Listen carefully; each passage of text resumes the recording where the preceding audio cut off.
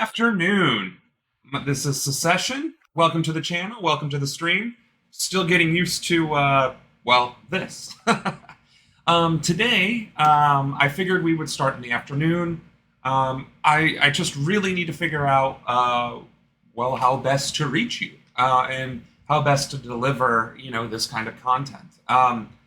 One of the ways, of course, is by going to the YouTube channel, where we just basically upload this stream and cut out all the VODs and so on and so forth. But also, we want this to be interactive. So with that being said, interesting. I forgot that the Streamlabs just opens up and stays like that. My bad. Getting easily distracted. There is a little bit of the, ADD and TISM there. So, we're going to go ahead and hide chat after, 90 seconds? I think that's fair. That way it's not as distracting unless there's a conversation going on. All that to say, I'm hoping that this afternoon schedule is more reflective of your guys' availability and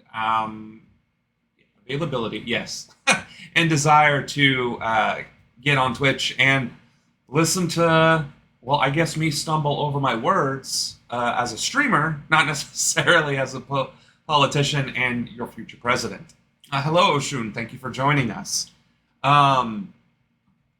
So I think without further ado, we will just get right into it. Today, we're going to talk about corporate greed, how it's impacting our country, why it's a thing, how it even got as bad as it was to begin with, comparing and contrasting the United States to other countries, and what I would do as your future president. So, let's get right into it. What is corporate greed? Pretty simple, right? Question you would think, but ultimately, in order to answer what is corporate greed, you have to understand what is capitalism, what are corporations, and what is it about our country that allows these capitalist corporate behaviors to run amok. And in order to answer those questions, we need to go all the way back to the birth of capitalism from British economist Adam Smith himself. He was the inventor and father of capitalism. And in his own words, capitalism is supposed to acquire wealth, resources, and profit, so that it can contribute back to the community and the workers who created it. Which sounds pretty reasonable if you ask me. Except the British Empire then took that to mean, hey, let's enslave, colonize, and slaughter indigenous peoples all over the world. And that's where the East India Trading Company came from. That's where the slave trade ultimately grew to what it was and eventually became to what it is today. The evolution of capitalism to what it is today. So that seems like a start and then an immediate fast forward. But realistically, if we want to talk about the evolution of capitalism, it didn't get much different until around the 1900s with the robber barons. You see, at that point, economies across the world were starting to get into the industrialization. And with industrialization came the transfer of society from agrarian and rural to more urban and being in cities, working in factories. And this is when we first started coming across child labor, dangerous workplaces, and the concept of labor rights and labor reform. And so another thing that started becoming extremely prolific during this time frame was this concept of a monopoly. Right, we had the Carnegies and the Rockefellers and the this, that, and the other, and we knew them as the robber barons, right, the oil barons, if you will. What they would do is control the entire supply of the market. Now, whether that's supply, the chain, and the distribution, or just the supply across the board, it was controlled by one entity. That was the definition of monopoly. Because that definition of monopoly was the way that it was, it meant if you wanted to work and you lived in a steel town or an oil town, that's who you were working for. You were working for one monopoly or the other.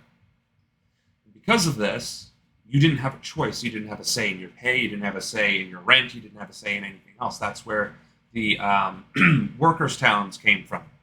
And that's something that unfortunately ebbs and flows from our current society as well. We'll get to that in a second. How, though, did we go from Adam Smith saying, make profit absolutely, but then give back to your community and your workers, to robber barons and monopolies? Well, the East India Trading Company and slavery, and of course, invasions and empire, entering into every single country in the world and establishing new markets, it became the new era of conquest, right? Instead of having to use armies and warships and whatever else to defeat other countries or to acquire wealth and power, you just needed to be a corporation to do the same thing. And this is what led to banking institutions having a significant role in global economies and, of course, national economies. Again, fast forward back to the industrial age. You have very powerful banks, very powerful industries led by individuals, families at most. And they controlled governments, they controlled empires, they basically dictated a whole lot of everything to the entire industrialized world. And so what these robber barons became were de facto kings and queens.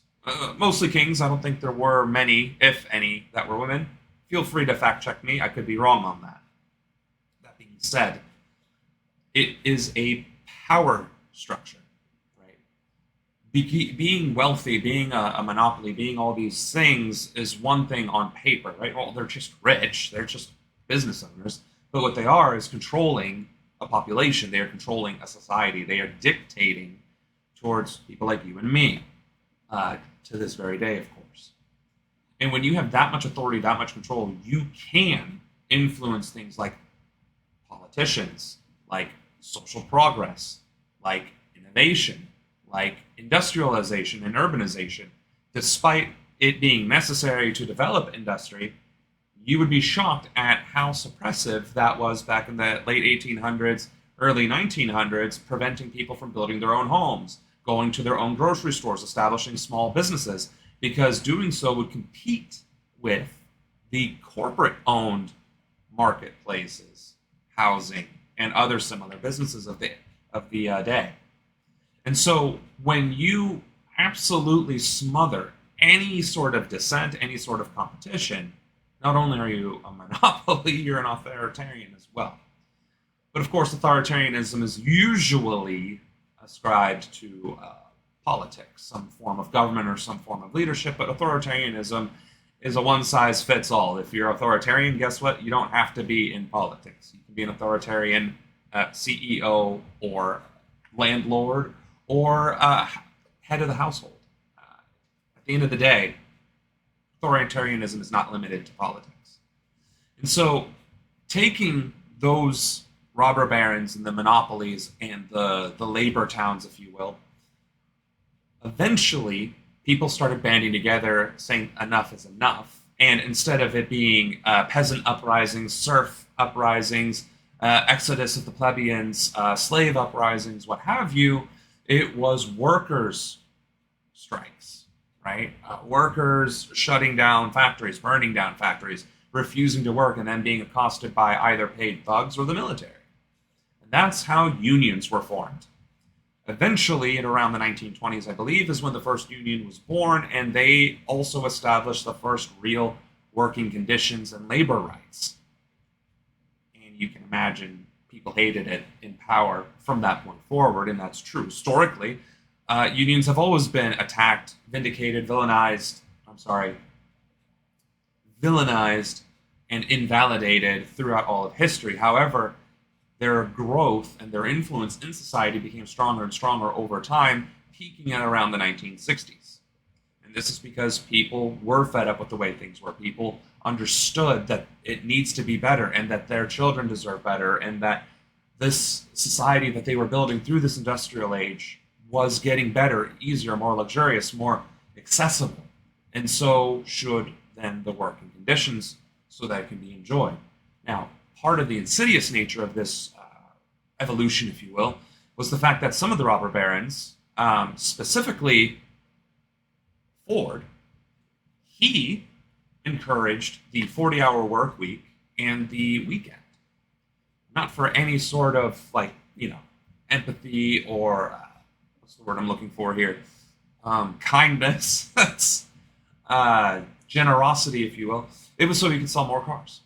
By selling the idea of the weekend and establishing a set hourly schedule, you are also setting aside key time frames where luxury and leisure time could be employed and established. And those competitions could then start being developed, and of course the wealthy elite would be the ones in charge of controlling and developing those luxuries and those entertainments. So, why am I giving a massive history lesson to get to 2024? Especially if I'm wanting to be an entertaining Twitch streamer and your future president. It's because we, as a country, as a society, as a people, often overlook our past and just focus on the present as this isolated thing. We know that this thing is terrible, but we don't really truly understand how it got there. That's why a lot of the leftists are like, read the material, read Marx. And it's like, people A, don't have time, and B, a lot of the literature is difficult to consume. It's written from a time long gone. So follow those creators who condense that and regurgitate it in a way that is actually, understandable. That is for them to do. What it is for me to do is to set the stage, to understand why the policy needs to change, why the conditions are the way they are, and to empower you with that knowledge and that understanding to take action with understanding, with knowledge, arming you in your discussion and in your attempt to take action against the politicians that are allowing this to happen. To which end, some will be like, so what, are you trying to start a workers' revolution?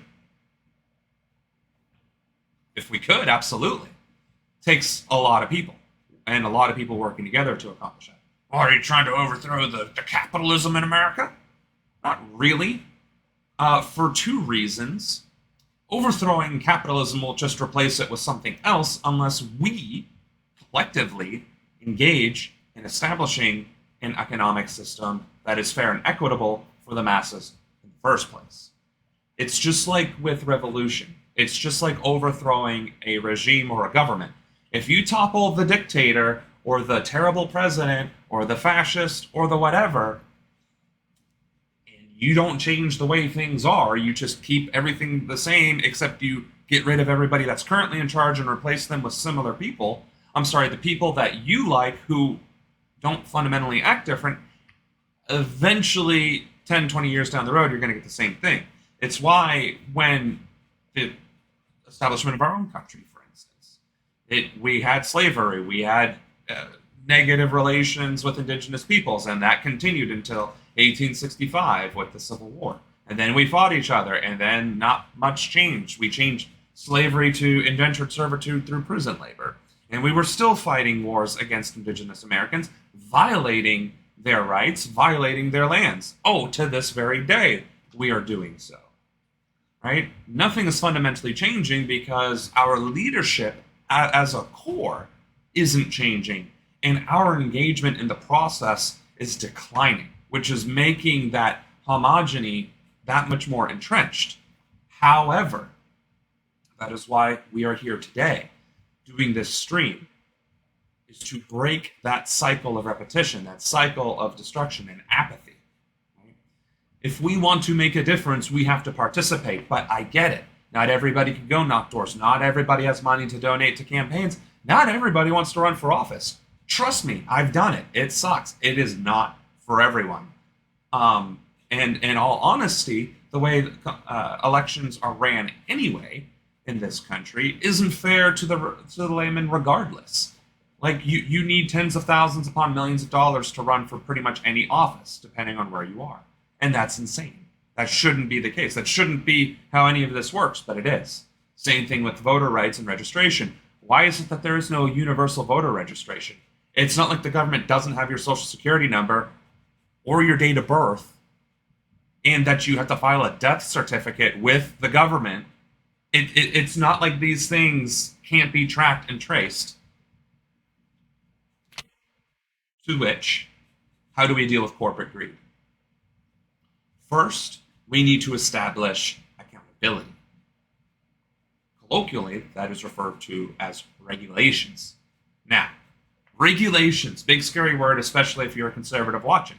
By all means, come on this channel, debate me, give your 2 cents, that's fine. I'm not a debate me bro, but if you have something constructive or valuable to bring up, I will address it and we can discuss it. But accountability and regulation of business is a necessity because businesses are not protected by the Constitution. They do not have intrinsic, unalienable human rights. People do. Businesses are just that. Businesses, they are entities, they are organizations, they are institutions, they are structures. They are pieces of paper and pretty much nothing else. Now, I am saying that, and I am trying to be president, and I am trying to convince you of these things.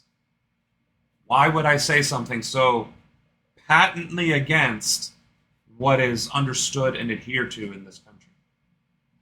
Businesses, let me say it again, do not have rights in this country. They do not have intrinsic rights. They are not protected by the Constitution. Citizens United is a violation of the Constitution. The first thing that we can do, collectively as a nation, as a population, is demand that Citizens United is struck down, thrown away, and that laws are passed that can never happen again.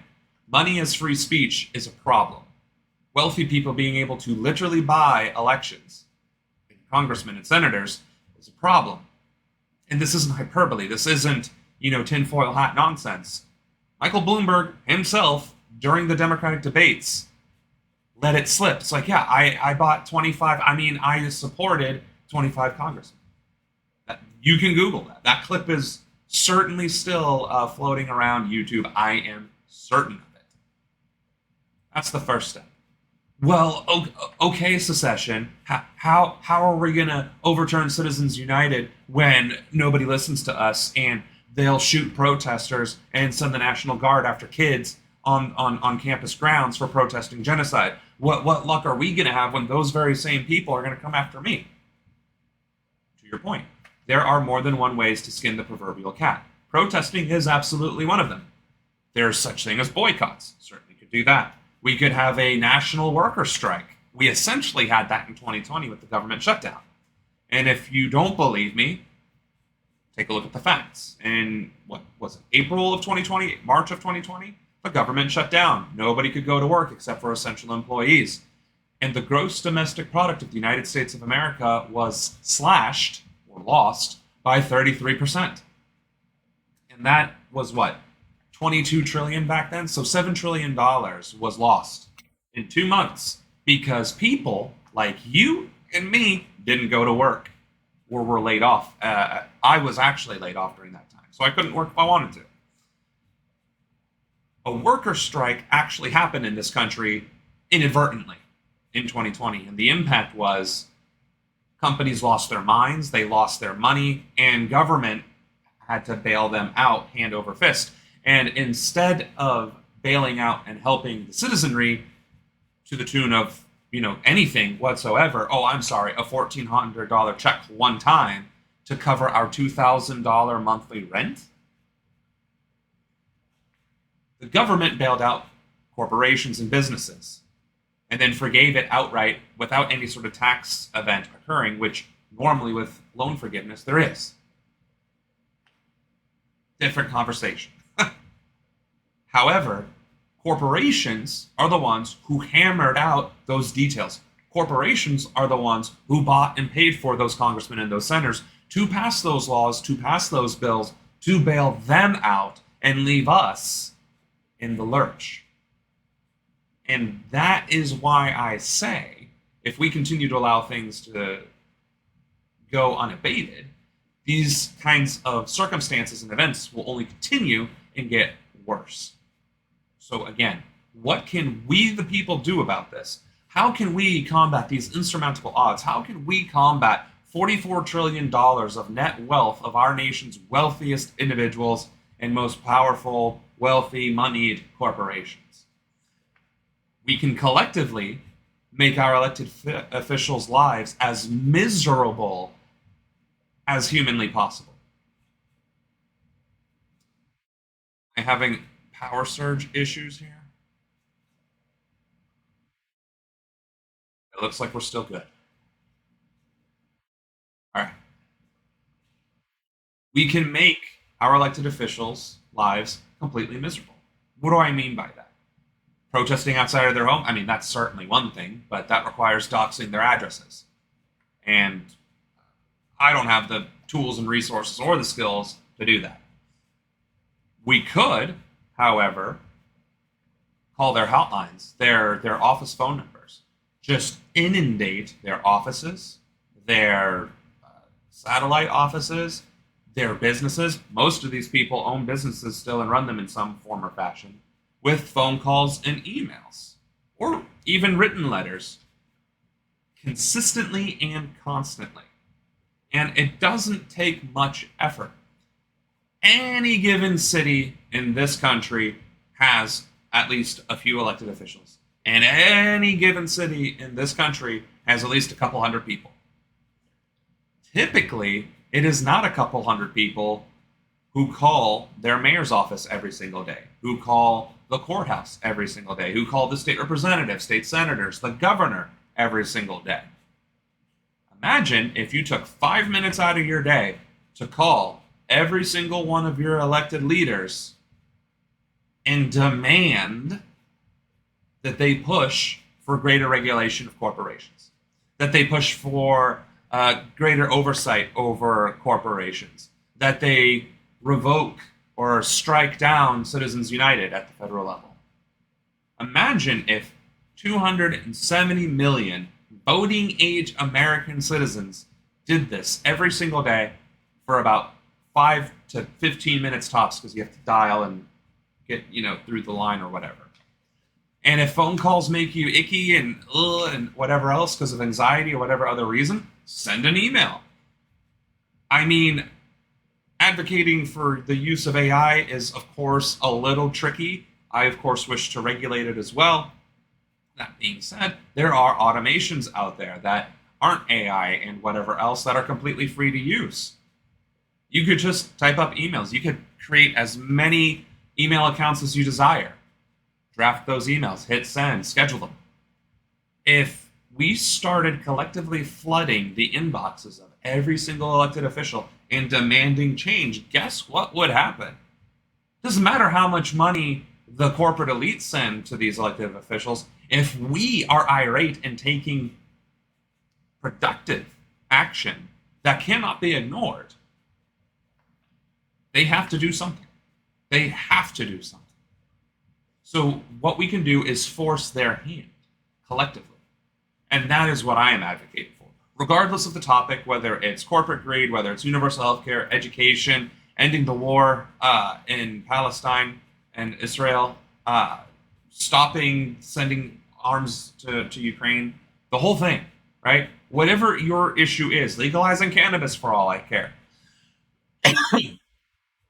Oh, forgot to put my microphone closer to me. Yikes.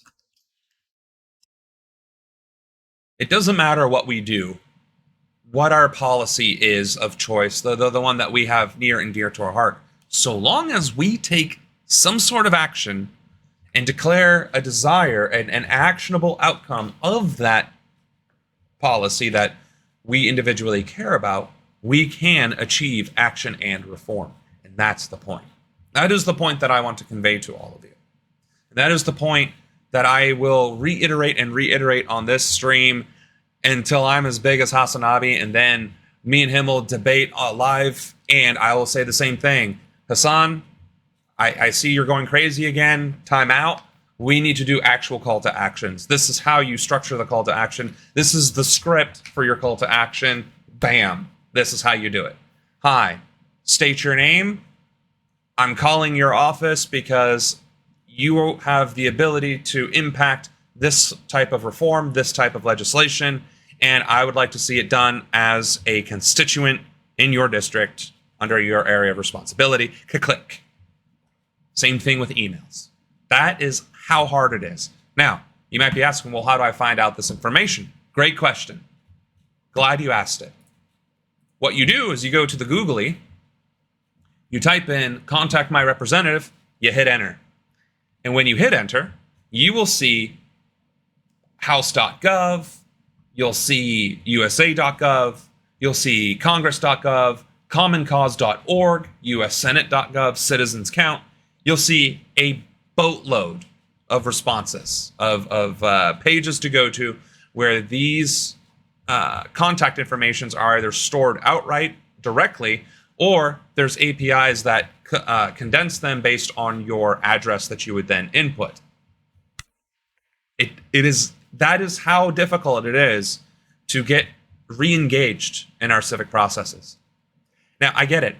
I can't convince you to vote. I can't convince you to vote for me or somebody else. I get that. I can't convince you that it is worth your time. I can't convince you that at least being registered makes a huge difference. What I can encourage you to do is the things that are simple, that you can do from your phone, right? You can be on your phone and call. You can be on your phone and send a text message. You can even make a TikTok, turn it into a GIF for all I care. Upload it, send them the link. I don't care what you do. Contact your congressman, contact your elected representatives, and you can make a difference, and you can impact the world around you. To which point, going back to the corporate greed, what are the asks that we should be making with regards to corporate greed? One, striking down Citizens United. Passing legislation to prevent that from ever happening again. So that's the corporate greed that is dictating our law and our legislative affairs and all that, right? That's the political side of the corporate greed. But because of that political side of the corporate greed, they pass laws that make them have tax loopholes, that make them not have to pay tax, that have tax havens, that give them different write-offs that you and I would never be able to do. For instance, billionaires can write off yachts and private jets, but teachers cannot write off the school supplies that they use in the classroom. Whereas a yacht is for allegedly having business meetings. Okay. But buying pens and paper for students as a teacher is not related to your job. Oh, I'm sorry, it's capped at $200 for the whole year, I might add. A teacher surely didn't write that piece of legislation. It was rich folk. It were powerful folk. It were the corporate folk. These are the people that are dictating our lives. So by shrugging off politics, by shrugging off civic engagement, we are basically handing them our rights, our right to speak, act, and defend ourselves. So, the next ask. We already have Citizens United. We're already asking for that.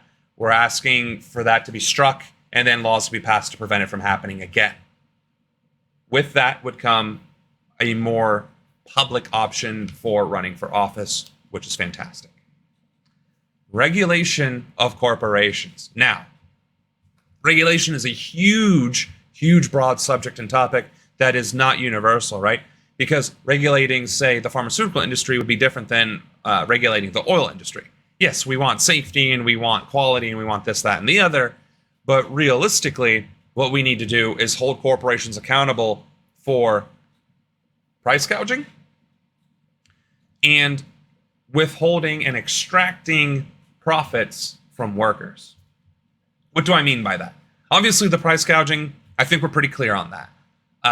If this cap costs, $1 to sell, and a lot of caps are being bought, and so they just decide to jack up the price to $100, that's price gouging. Same thing with water shortages and all that. Jacking up the cost of a water bottle from, $1 to $10, that's price gouging. And just like the record profits over the past 12 months with record inflation as the excuse is also price gouging. When prices surge by integer factors or 50% or 70% than what they were even half a year ago, that's price gouging. Inflation is only a rate of 3% per annum. I don't know how you do math. I know how corporations clearly do math, but when you talk about inflation, that's 3% over time, over a whole year. 3% of $1 is 3 cents. 3% of $1.03 is, well, still 3 cents. It's like 3 cents and some change. So then it would be $1.06 and a decimal point. And then it would be $1.09 and some decimal point. And then $1.12 and some decimal point. So after 4 years, you would have had a total price increase of 12%. And that's assuming there aren't other regulations and protections in place for the consumer, such as enforced, mandatory profit sharing. Take any business in the world. Well, we're talking about America, right? So you take any business in America, Amazon. What is Amazon's current annual revenue? Amazon annual revenue 2023, because they wouldn't obviously have that for 2024. So in North America, and this is giving 2022, North America's revenue was $353 billion. The, let's see, annual profits. I guess I asked for the wrong where. Amazon's net income for 2023 was $30.4 billion. So $30.4 billion. All right. Remember that. Actually, we're just going to put this in the calculator here. $30.4 billion. I think that's enough zeros there. And how many employees?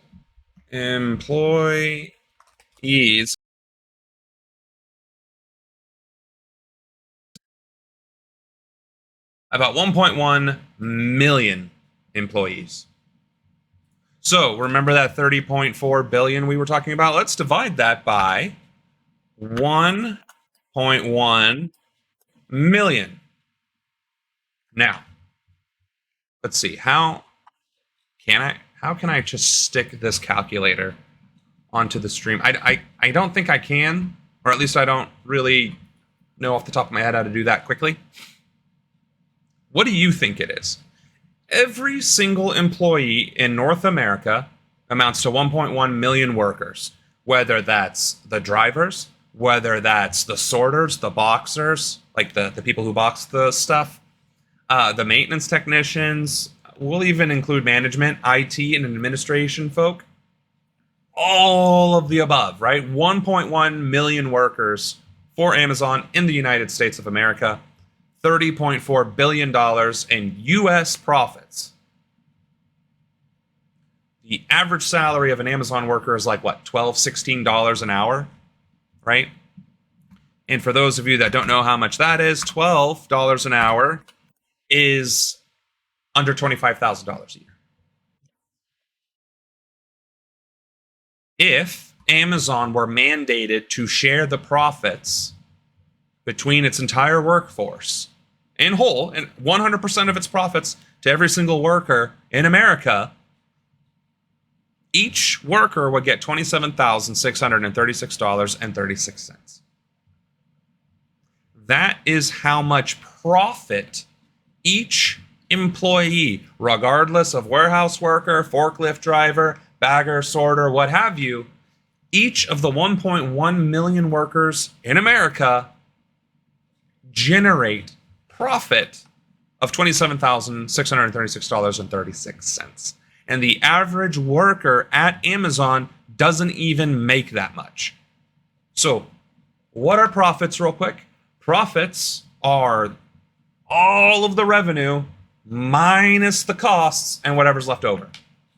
So, if you made $1 and it cost you 60 cents to make, you would make 40 cents in profit, right? 1.1 million workers who are already getting paid $24,960 on average are worth an additional $27,636.36 in profit. That's not revenue.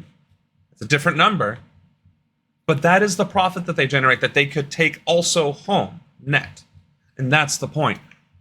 We talk about trickle-down economics, and that is what profit sharing is. Profit sharing is trickle-down economics. The more a company makes, the more it's supposed to trickle down to the employees in the form of profit sharing. We don't have an enforcement of that. We need it. Now, I will be willing to concede that 100% of profits being shared back to the workforce might be excessive, because then Amazon wouldn't necessarily be able to expand or to research and improve its business model, and whatever else, it wouldn't be able to grow. There's a whole lot more to that, because they could still get loans and they could still deal with equity and all this other jargon. But for the sake of argument, the only thing I am really shooting for is 50% profit sharing. Exactly, it would be real trickle-down economics. 50% of the 27,636 is, I'm just going to round up to 14. It would actually be probably better to do 13,750. Anyway, that would be a 50% increase to the average worker at Amazon. Of the 1.1 million workers at Amazon, the average person there would get a 50% pay bump every single year from profit sharing.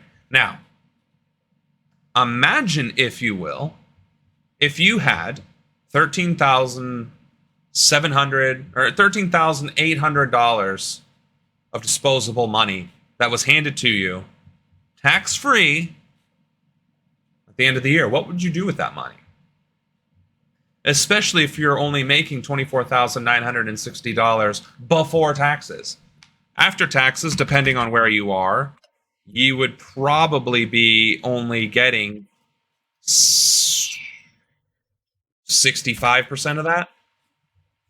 So if your net take-home pay making $12 an hour is $16,000, and you were literally handed, $13,000, nearly the same amount of money, that would dramatically improve your spending power. That would take you out of poverty. It wouldn't take you out of poverty, but it would double your ability to spend. And that's the point. Capitalism, just like all the other isms, aren't intrinsically evil. They aren't intrinsically wrong, or they aren't intrinsically bad. It's how are they executed. Unmitigated, unfettered, unregulated capitalism is what we have today. And you could argue that there are some regulations, like, well, there's OSHA and certain safety things, and they actually have to pay you. Okay. This much regulated. For the rest of it, good luck trying to hold your boss accountable. Good luck trying to hold your company accountable for violating any sort of laws or regulations or their own policies, by the way. And you're right, that would actually stimulate the economy. Sorry, I didn't mean to skip over that. Corporations have entirely too much power because they simply aren't regulated. And why aren't they regulated? Because they have so much power, and they can use that power to buy elections and buy elected officials, because Citizens United is a thing that exists that lets them do that. It legalized bribery and corruption. Bribery and corruption are illegal in the United States of America unless it's lobbying. And then that's perfectly legal. But what is lobbying? It's a company giving money through a lobbying entity and annotating it as such, giving that money to a politician to then affect their values, views, or vote. How is that any different than a bribe? It isn't. So, regulating businesses, starting with the enforcement of trickle-down economics, would dramatically improve the spending power of citizens all across the board. I don't care if you work for McDonald's, Amazon, or what have you. Well, what about the small mom and pop shops? What about them? Are they not a business? Are they not profiting off of their workers that they often can't pay above minimum wage anyway? If you are a business that exists, and the only way you can remain solvent is by taking advantage of your workers, you should not be in business. I don't care if you're a small business or a multi-billion or trillion-dollar corporation. If you cannot afford to pay your people what they are worth, then you shouldn't be in business. And it's why a lot of us aren't. I created a game, Esoterically Awakening. It's a card game. Loosely follows the mechanics of Triple Triad. I paid my own money to design and publish and distribute those cards. And guess what?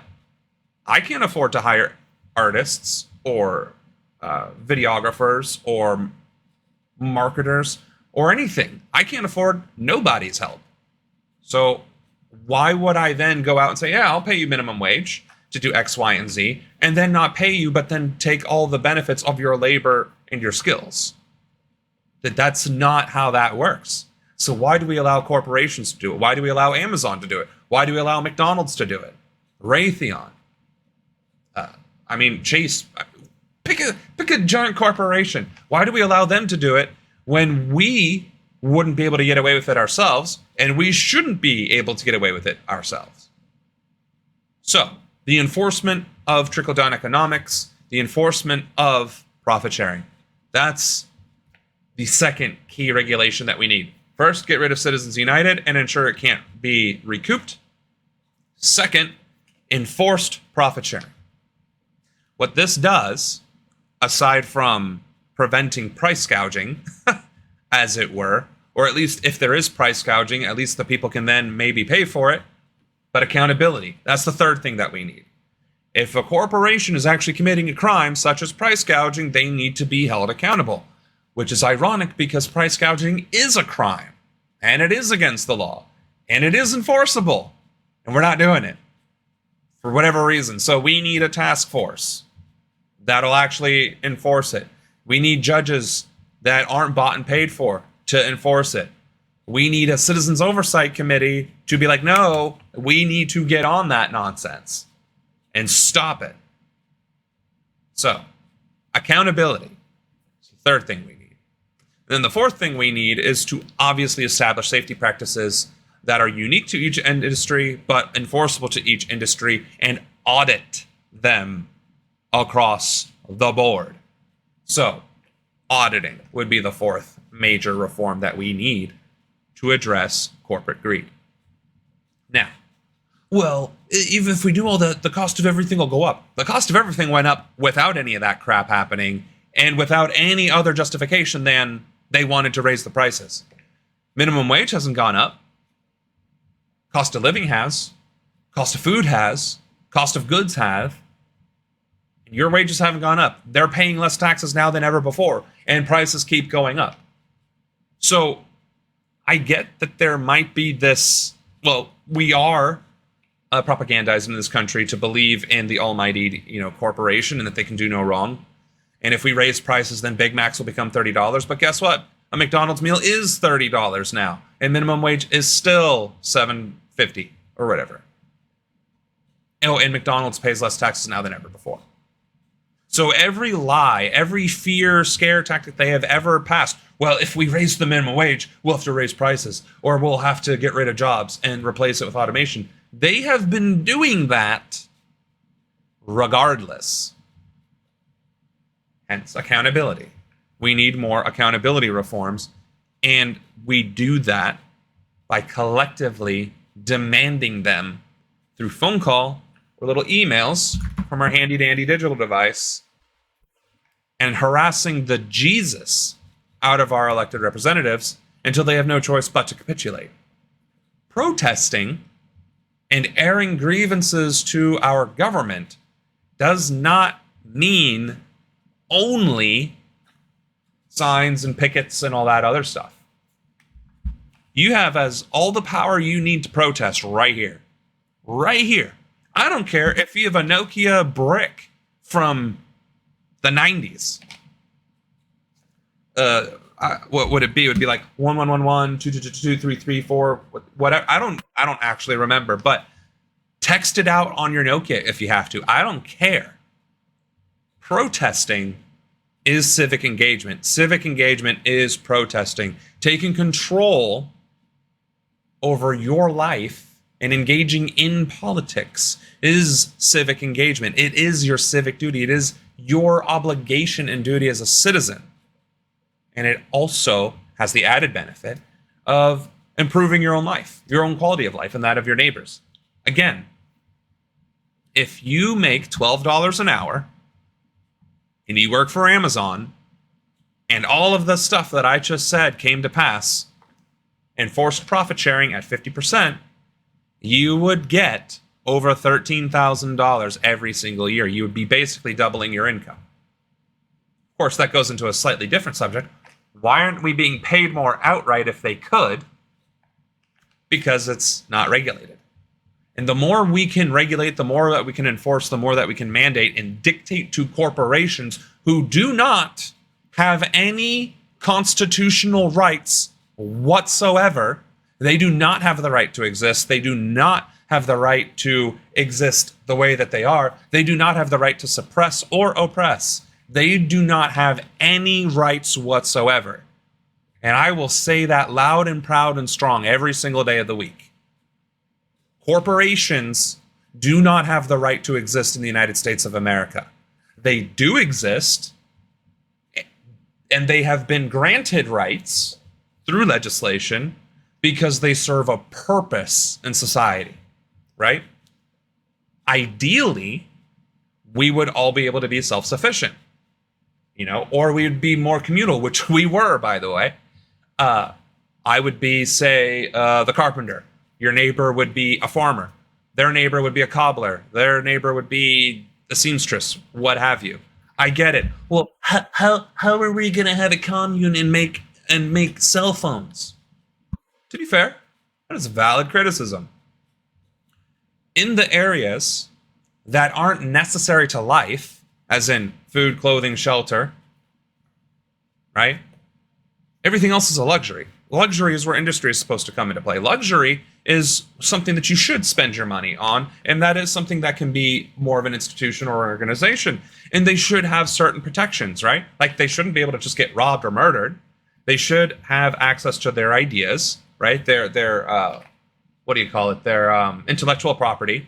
That they are entitled to that as an institution, as an organization, right? To a degree. If it can benefit the masses, then, I mean, let's take insulin, for example. Insulin was publicly funded and then left to the public domain and then bought by the private sector and jacked up. Why is that illegal and why is that okay? Take the internet. We are currently all on the internet right now, streaming, watching the stream or streaming. We are utilizing the internet. Do you know who invented the internet? Al Gore. No, it was not Al Gore. Actually, no, it wasn't. It was the military. It was the United States military, which means the internet, the thing that we are on right now, that is right here causing radiation and cancer in all of us. That thing that lets us watch cat videos and giggle at how cute they are, was created by the United States Armed Forces, i.e. the federal government, i.e. our tax dollars. So why explain to me why I have to pay Xfinity, Comcast, what's another one? AT&T? Why do I have to pay them for something my tax dollars already created? See where I'm going with this? And when you look at a lot of technology, Bluetooth, right? Wi-Fi, near field communications, radio. The overwhelming majority of that was either partially or wholly funded by the government. So why are we paying for these technologies? Why aren't they accessible utilities? Let's talk about utilities. Why do we have to pay for water? Why do we have to pay for electricity and gas? When they are supposed to be controlled by governments, right? Our cities. Our governments are supposed to maintain our natural resources. So why did we sell the rights to those natural resources, to include water, to private entities so that they could then charge us again? And if we keep asking these questions and if we keep demanding answers, or better yet, ask questions, demand answers, and demand it being handed back to us, things are going to change. Of course, I can tell you the answer. Anything that ever was publicly owned or operated by the government was then deregulated, was then made less efficient, defunded, or whatever, because the industry that wanted to take care of said public venture, what have you, bought politicians, paid for their campaigns, paid for their wives, whatever, and got legislation passed to either make it accessible to private entities or to defund it so that it becomes defunct, to then manipulate the population into demanding a solution. And then the corporation comes in and it's like, we have a solution. And then the people are like, well, great, I want a solution. And then the private entity takes care of it and then extorts the population for something that they already had for free. Much like healthcare. I forget the name of the specific act. Nixon passed Healthcare Reform Act that allowed insurance companies. Oh, let's see. Where was that? 1974. I don't... What was the name of the act?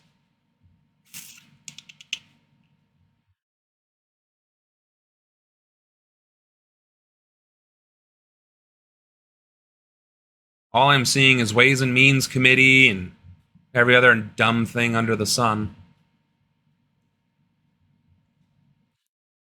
Social Security amendments? That could be one of them.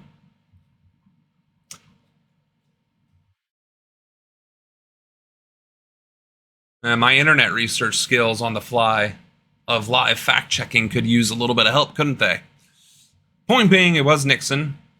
He was the one that caused this whole problem. Somebody please Google that, share it, email it to me or something. I don't really care. But he passed the Healthcare Reform Act, which allowed private insurers to exist and then charge. Because prior to that, you couldn't. It wasn't allowed. It was publicly accessible. Same thing with universities. We didn't used to have student loans. It was accessible. And the cost of tuition was reasonable. What little cost there was. And now it's $90,000 to go to a good school. And now healthcare bankruptcy is the number one cause for bankruptcy in America. When private institutions get involved, they then focus on one initiative, profit generation. That is the whole point of a corporation, right? That's why they exist. That's why Adam Smith said it's supposed to also give back to the worker and the community. But America said, to hell with that. I want a 15th yacht. And now there's a lot of laws in place that make it a lot more easier for them to do that.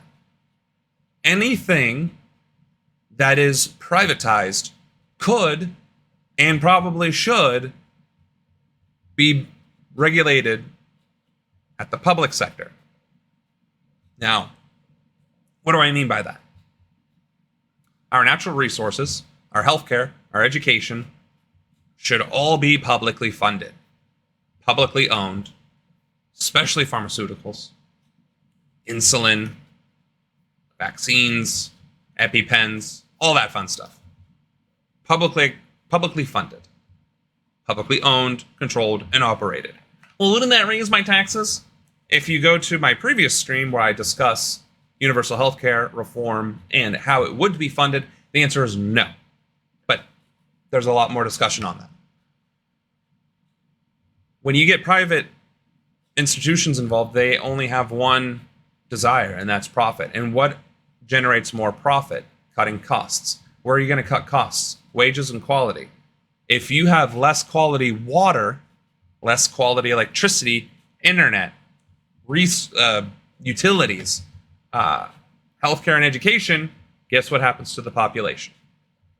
They suffer. They suffer needlessly because of the profit motive, which is why the profit motive needs to be heavily regulated so that it is and remains, at least somewhat, in this little box called morality and ethics. So, we are actually approaching the end of the professor hour. And we're going to get into, we're going to do commentary videos whilst playing video games. So we're going to have a video game playing, well, here, and then up in this corner will be a YouTube video that'll be discussing the same topic of corporate greed, what it is, why are we dealing with it, and you're going to get to hear my hot takes, and you're going to be able to give your hot take. So we shall be right back. Right back.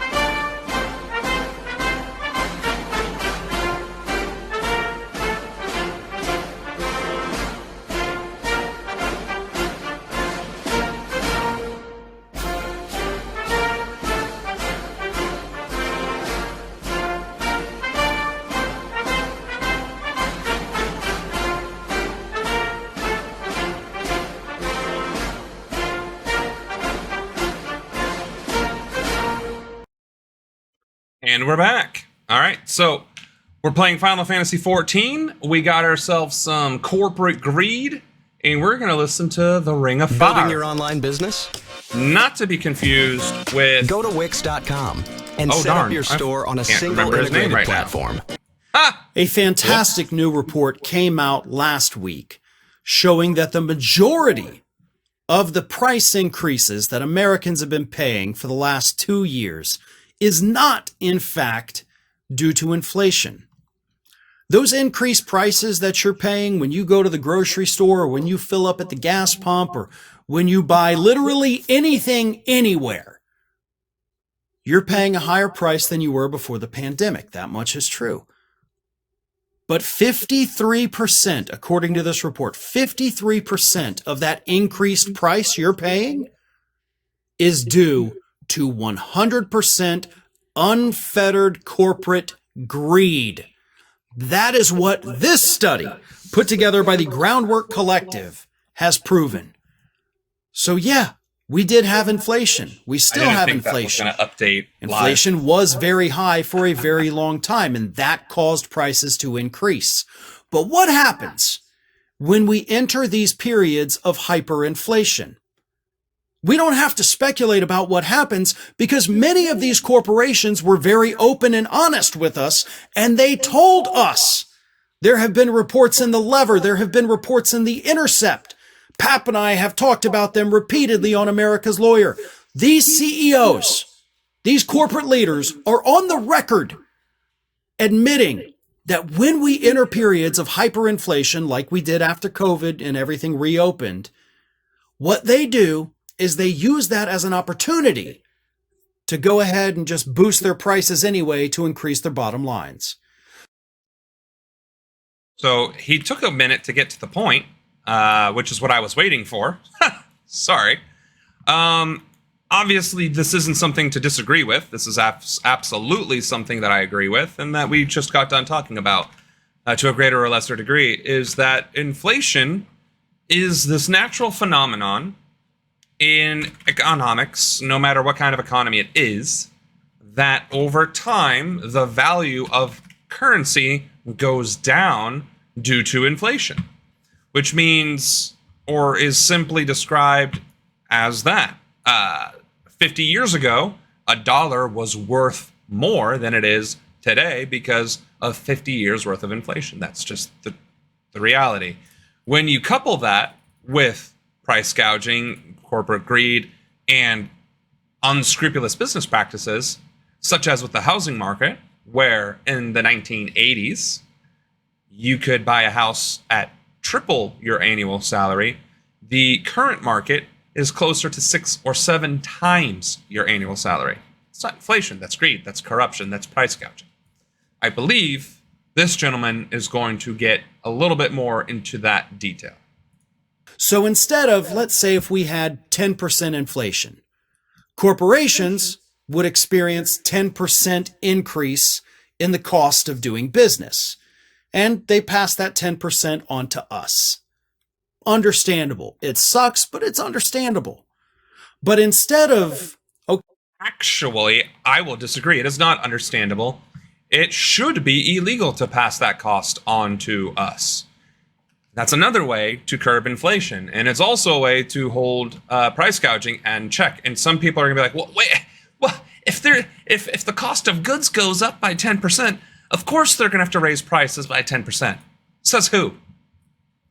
That's just going to cut into their profits. That's it.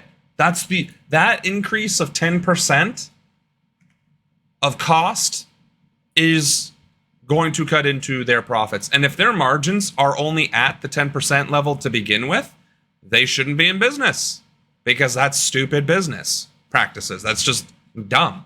If you're going to operate your business at cost and your cost changes, then and you're not able to be prepared for it, guess what happens? Well, this person's going to die is what's going to happen. Hold on. Buddy, I can't cast fast enough for you, friend. Yikes. I can only do that once every 2 minutes.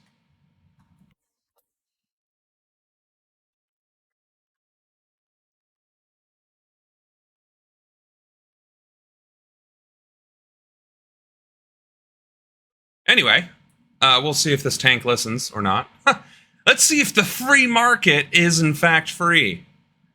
I have a certain amount of supply, healing, and there's a significant amount of demand from the tank of requiring healing. Otherwise, he die.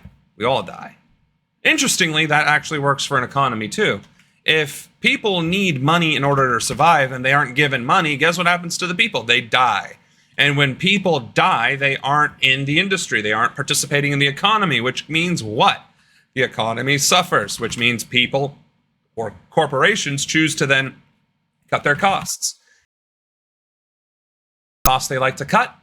People, revenues, incomes, pay. Not their pay, our pay. So, if we don't adhere to that simple arithmetic, i.e. physics, i.e. common sense, the whole system collapses. And it's funny how easy it is to convey that system in just about everything. Hold on.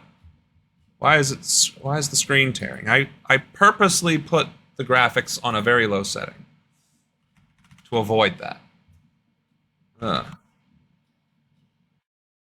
Darn internet being owned by a private entity when it's supposed to be public funded, and it could be fiber optic, because that should also be publicly funded because it's our tax dollars that researched and supported it. Sorry, I go on a tangent. okay, we've got 10% inflation, our costs increase by 10%. Corporations don't raise our prices by 10%. No, they say, you know what? We're going to raise the prices by 30%. So the 10 points of that covers the inflation part, our increased prices. And the other 20% at the top of that, that just goes into our pockets. So then what happens? Consumers see these, rapidly inflating prices. Again, you buy eggs, you buy milk, whatever it is, the price has gone up significantly. And then as inflation goes down, we go from 10% inflation to 5%, the price falls 5%. So then the consumer says, oh, it's suddenly not as expensive anymore. It's still expensive, but it's not what it was. Because now the corporation has trained you into thinking that this higher than it was but lower than it had been price is somehow okay. And that's how it works. It's happened for decades. And this report spells that. So, did not know what I was doing in this fight, apparently. My bad. But he brings up an interesting point. It's that, what was the word? I just had it. The conditioning. We as a country are conditioned to tolerate a vast amount of garbage from corporations. We are told or expected and led to our entire lives to accept that the cost of doing business means we just have to pay more money sometimes, and then costs go down somewhat, but not to what they were before. It's why barrels of oil are about the same price that they were in 2009, and gas is still $3.50. It's obscene. Now, I do believe one of them should have a resurrection, but I guess not. That out very clearly. We are getting screwed by these corporate leaders. So my message here is to the Democratic Party of the United States. And I'm talking to the people that are not named Bernie Sanders and Elizabeth Warren because they have been the leaders on calling out this corporate price gouging during times of hyperinflation. They have called for hearings. They have called these people out by name. They have called these people out to their faces. But, and I want to emphasize, but they may very well have called for hearings. They may very well have publicly gone out there and said, stop being bad. What do they actually do beyond a few sound bites? What did they actually achieve beyond shaking their fist? Okay, maybe even a couple of those hearings came to fruition. Were any of those corporations held responsible? Were any actual pieces of legislation passed? And the reason for that is because insular engagement is no different than being a one-man protest. You need numbers, and the way to build those numbers is to harass your elected representatives to support those kinds of initiatives. And without that mutual support, or without that persistency, you're just leaving the one or two good guys alone to fend for themselves. I'm talking about every other Democrat in Washington, D.C., up to and including President Biden. This report right here. This is your roadmap for 2024. You need to be talking about this. You need to be using the bully pulpit. You need to be going out there. To his credit, Biden did last week too, by the way. But you got to do it every time you talk. Go out there and tell the public who is really doing this to them. Hold hearings in the Senate. Bring these SOB CEOs onto the floor and call them out to their faces. Let the also file charges against them, pass regulations, because I am calling them out. This guy is calling them out. We are calling them out. If you're watching this, it's probably because you're like, yeah, I'm probably left-leaning. This guy seems like he might be left-leaning. I'll listen to what he has to say. Chances are, we're all doing the call-out. Calling out isn't enough. Calling out has never been enough. If it was enough, we wouldn't be dealing with this nonsense. And if protests would work intrinsically by the fact that they existed and happened, we wouldn't have had the civil rights movement last for a decade. It would have lasted a day. And it would have been passed the same day. We wouldn't have been in Vietnam for 20 years. We would have been in and out the same day because we were like, no, that's not okay. Same thing with Iraq and Afghanistan. Same thing with what's happening in Palestine. We wouldn't be funding Israeli bombs and munitions and aiding and abetting their genocide of Palestine.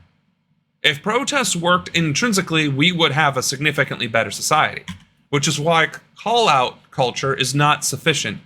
It is very inefficient. It is not enough. It leaves quite a lot to be desired, which is why you need actionable things. You need demands. You need the ask. And you need to be able to ask the ask correctly, which is why you go and email them and you text them or you call them or you do whatever with the ask. And there are organizations out there that have the asks written in a better way than I would suggest, which is pass regulations to enforce trickle-down economics, be held accountable for price gouging in emergency times. Prices cannot be altered for a period of 6 months during emergency national events, right? That's what I would say. But maybe there's a cooler way to say it, or maybe you can phrase it for yourself a little bit better. Maybe you're more verbose than I am, or less verbose than I am. But just the call-out culture, not enough. Public see that you're trying to do something about it. Because you cannot force them, of course, to lower their prices. But you can... Wrong. Yes, you can. If there are okay, we have rent caps throughout the country, where cities and states have passed rent caps. There are pharmaceutical cost caps. There are all sorts of caps out there on cost of goods and services. We just need to take it a lot further. And publicly shame them and let the public know that these are the people responsible for your financial hardships. That is a winning political message. I hope the Democrats use it. Yeah, Ring of Fire is just a few subscribers short of hitting that 1 million subscriber milestone. So if you're not already subscribed, please go ahead and do so. Have to hit enter again, right? Because I can't just hit the back button. Let's see what Robert Wright has to say. Inflation. Everybody's talking about it, but ignoring one of its biggest causes. I look away for 2 corporate seconds. Concentration. 2 seconds. And I get smeared on the ground. Rude. I literally looked dead. Oh my goodness. Good thing I am a political figure, not a professional raider. Because if I was saying, hey, I am a world-class former top 200 rogue in the world, I would not be doing myself very many favors right now. Where are my allies? Oh. I do not know where I need to go in this thing. Well, I guess I could follow the corpses. Now, prices are undeniably rising. In response, the Fed is about to slow the economy, even though we're still... Oh! The Fed. Did you know that the Fed is actually a club, if you will, an organization of the nation's largest banks? Yes, those things, the private things, the private corporations and institutions. It is the Federal Reserve, which is comprised of the biggest banks in America, which dictate our interest rates. Fun fact. Not so fun fact. That 7% mortgage that you had to pay for, that 8% car loan you had to pay for, despite having an 800 credit score, which don't get me started on that. the Federal Reserve, JP Morgan Chase, and all those guys came together with their stogies and their behind the scenes backroom dealing, and we're like, you know what America really needs right now is to screw over the working class as hard as it possibly can and make it harder for them to buy property or get involved in like the American dream as a whole. A private entity that dictates to the federal government how much money it can spend and how much it can borrow its money and the interest rates of the country. That's a very like watered down explanation, but Google history of the Federal Reserve and who currently runs it and simply scream into the void, I guess. I don't know. So at least 4 million jobs short of where we were before the pandemic. And millions of American workers won't get the raises they deserve. Republicans haven't wasted any time hammering Biden and Democratic lawmakers about inflation. Skyrocketing inflation. Inflation. But don't fall for their fear-mongering. Everybody's ignoring the deeper structural reason for price increases, the concentration of the American economy into the hands of a very few corporate giants with the power to raise prices. Oh, no. If the market were actually competitive, corporations would keep their prices as low as possible as they competed for customers, even if... Which goes back to Adam Smith and a little bit towards how the economy actually works in a capitalist society. Is there's supposed to be this thing called competition. But when you don't have competition, you have monopolies. And when you have monopolies, that means you don't have competition, which means you can dictate whatever the hell you want, however the hell you want, because you're the only one doing it, or you're the biggest one doing it, and you can undercut the competition that may exist or may pop up, or price them out of business in the first place. So antitrust laws are in place to prevent monopolies from existing and emerging so that that crap doesn't happen, except with Citizens United and billionaires and lobbying and all that good fun stuff, antitrust laws have been extremely defanged over time. Oh, out of range. And because of that defanging of the laws that were in place to prevent a lot of the situation that we're currently dealing with is why we have price gouging and rising costs of goods and this, that, and the other, not inflation, which in of itself is also a product of the private sector through the Federal Reserve. some of their costs increased, they would do everything they could to avoid passing those costs on to consumers in the form of higher prices, for fear of losing business to competitors. But that's the opposite of what we're seeing. Corporations are raising prices even as they rake in record profits.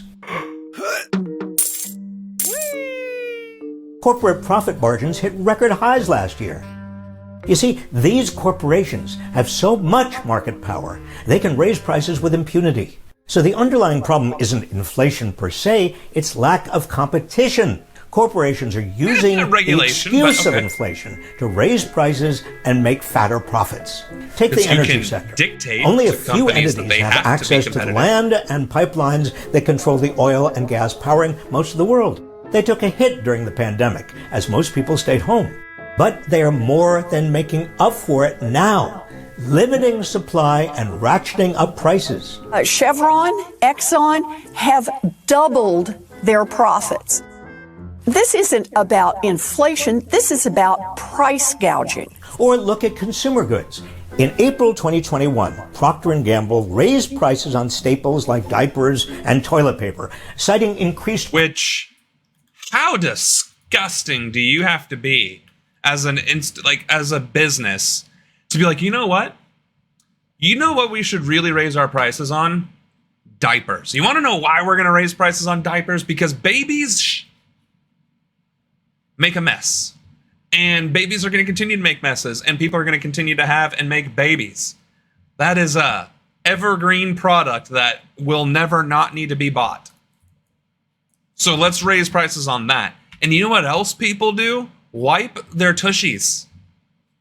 They wipe their tuchuses. And you know what? Whether it's the fluffy tuchus wiper or the harsher took us fluffy wiper, they're going to wipe their booties with the paper.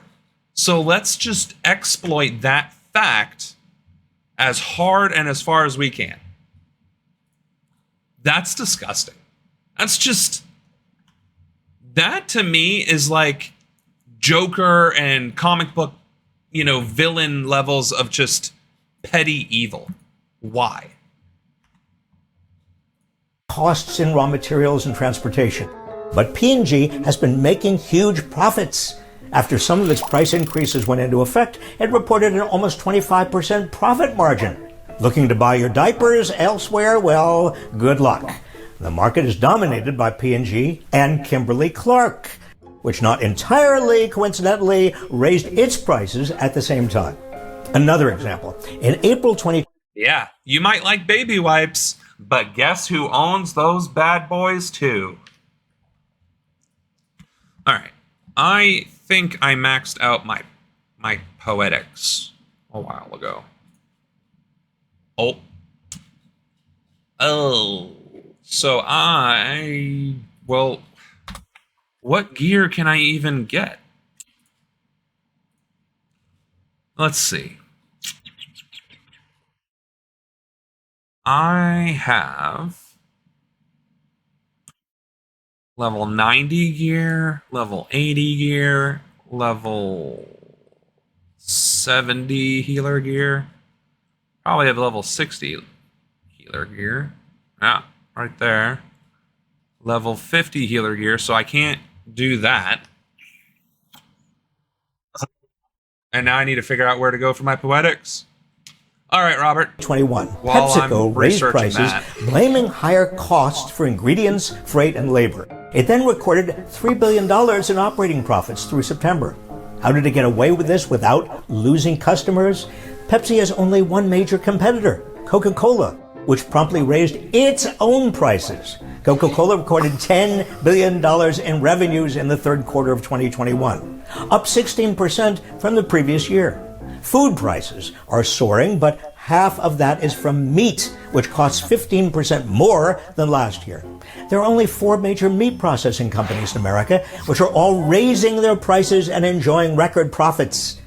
Get the picture? The underlying problem is not inflation, it's corporate power. Since the 1980s, industries have become more concentrated. Most are now dominated by a handful of corporations that coordinate prices and production. This is true of banks, broadband, pharmaceutical companies, airlines, meat packers, and yes, soda. Corporations in all these industries and more could easily absorb higher costs, including long overdue wage increases, without passing them on to consumers in the form of higher prices, but they aren't. Instead, they're using their massive profits to line the pockets of major investors and executives, while both consumers and workers get shafted. How can this structural problem be fixed? Fighting corporate concentration with more aggressive antitrust enforcement. Biden has asked the... And how do we accomplish that, folks? How do we be more aggressive in our antitrust enforcement? Calling or emailing your representatives. Sorry that I'm still trying to figure out how to spend my coins in Final Fantasy XIV whilst trying to be engaged with the politics. Federal Trade Commission to investigate oil companies. And he's appointed experienced antitrust lawyers to both the Federal Trade Commission and the Justice Department. So don't fall for Republicans' fear-mongering about inflation. The real culprit here is corporate power.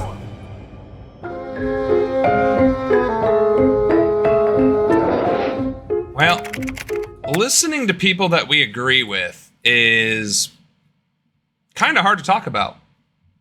Yes, I do agree with him. He's right. Get a load of this guy. I'm just going to repeat what he said in a slightly different manner. Let's go find some jackass that is saying inflation's good and we need corporate gouging. Oh, breaking news! Trump criminal verdict is in. I mean, I know we're talking about corporate greed today, and Trump is definitely corporate greed. Trump verdict.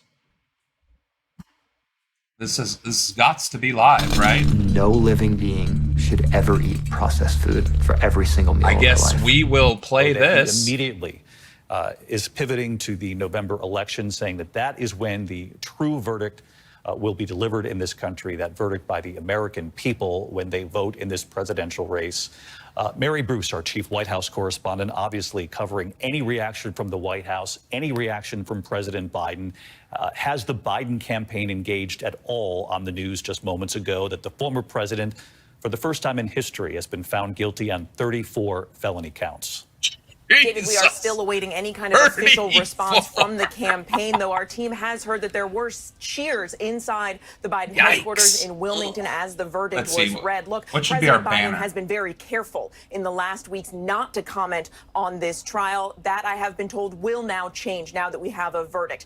Obviously, these guilty verdicts are a political gift to Democrats, a political gift to the president. He is now running against a convicted felon. But don't expect the president to completely upend his campaign messaging because of this, I am told. This verdict is not now going to somehow become the centerpiece of his messaging to the American people. The Biden team is very well aware of former President Trump's argument, as we just heard, his claims that this is all somehow rigged. The president doesn't want to be overly celebratory and feed in to that narrative that this was somehow a witch hunt concocted by President Biden. He has been adamant that he had nothing to do with this. He has said that he has never had a single conversation with anyone in his administration, with the Justice Department, anyone about Donald Trump's legal troubles. What you can expect the president to do, though, is to continue to argue that Donald Trump, he believes, is unfit to serve, and he will make the argument that... I mean, it's not much of an argument to make. He wasn't fit to serve to begin with, and as much as I don't like giving that person space on my platforms, no less, I don't want to talk about him. I don't want to encourage it. I don't want to invite all this nonsense. But you know what? It is a fact. He is not worthy of the office in any form or fashion. This is just the latest reason why not. Ultimately, it is up to voters to decide Donald Trump's future, because as we have been noted, even if he does face any kind of prison time, that is likely, unlikely, but even if it does happen, not likely to happen, certainly before an election. And so the president is going to make the argument that this ultimately comes down to the ballot. With just a few seconds here, Mary, before I turn back to our courtroom reporters, President Biden has very rarely even addressed the fact that this criminal trial was taking place. At times, you would report that he would say something along the lines of his opponent is tied up today, a sort of nod to. I'll give Biden this much credit. His banter is pretty strong. His ability to be witty is pretty good. However, that doesn't make you a good president either, especially when you have the ability to, address a lot of these price gouging concerns, addressing these healthcare concerns, the rising cost of care, the rising cost of housing could also be addressed by the president of the United States directly. But yeah, he got zingers. Nudge, if you will, to the Trump campaign about what was playing out here in New York City. But other than that, there has been very little said about this criminal trial. Yeah, he would subtly needle his opponent over this, right? We all recall when he had challenged him to that debate saying, I hear you're free on Wednesdays, which was the day that obviously court was not in session. But beyond that sort of subtle jabbing and not so subtle sort of jokes, you didn't hear the president really comment on the substance much, because he wanted to keep his distance, because he didn't want to feed into that narrative that Trump and his supporters have been pushing, that this is all a political hit job. The president is going to react to this, I am told. The question is how he does it, in what form, and how, fiercely and forcefully he now brings this up on the campaign trail going forward. Just how much will Donald Trump, being a convicted felon, play a role? How much of a role will it play in the president's campaign speeches going forward? We are going to wait and see. Forgive me for constantly looking at my phone here, David, because we are expecting hopefully some kind of reaction from the campaign very soon. Stand by. It has actually just landed in our inbox. So if you bear with me here while I read this, this is a statement from the campaign communication director, saying in New York today, we saw that no one is above the law. Donald Trump has always mistakenly believed he would never face consequences for breaking the law for his own personal gain. But today's verdict does not change the fact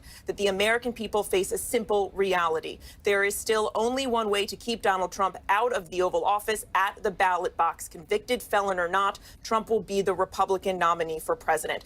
He goes on to say that Trump poses to the threat that Trump poses to our democracy has never been greater. He says he is running an increasingly unhinged campaign of revenge and retribution, pledging to be a dictator on day one, calling for the Constitution to be terminated so he can regain and keep power. The statement concludes by saying a second Trump term means chaos, ripping away Americans' freedoms and fomenting political violence, and the American people will reject it this November. That is the official statement from the Biden-Harris campaign spokesman, David. Mary Bruce with reaction just coming in from the Biden campaign. Olivia Rubin, our courtroom. This is one of the reasons why, you got somebody running for office of the president of the United States of America whose oath of office is, I swear to protect, defend, and uphold the Constitution of the United States. That's what, you know what? The oath. What is, I am very curious. What is the oath of office for president? I'm curious. I do solemnly swear or affirm that I will faithfully execute the office of President of the United States and will, to the best of my ability, preserve, protect, and defend the Constitution of the United States.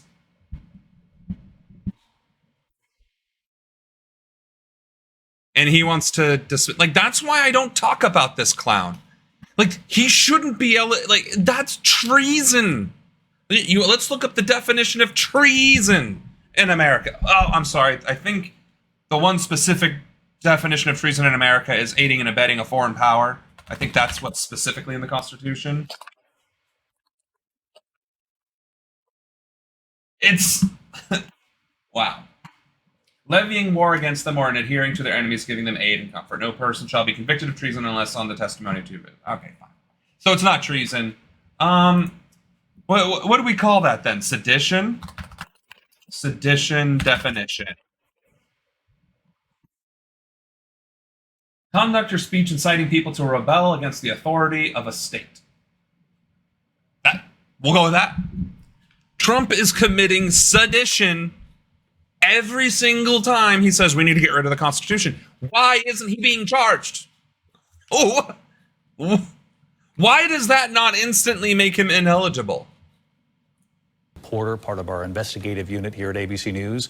Olivia, you were in the courtroom and in that overflow room so many days during this trial. Can you describe what you witnessed late this afternoon as the jury was called back into that courtroom and the verdict was read, the reaction from the former president in that room? Well, for the most part, David, a stone-faced Donald Trump in that courtroom, almost motionless the entire time. He sat in his seat, slumped back, the frown we have seen on his face almost every single day inside of that courtroom. And it was no different for most part when he heard the jury read that verdict. But it's so striking, David, because I want to rewind for just a moment, because before the verdict came in, Judge Merchan had called the parties in to tell them essentially that the day was about to be over. Donald Trump thought that he was going home without a verdict today. He just had about 15 minutes to kill. And what we saw was a Donald Trump at that verdict, at the defense table, that we have never seen before. He was joking, he was laughing, he was smiling with Todd Blanche. They were chatting, they were laughing almost incessantly.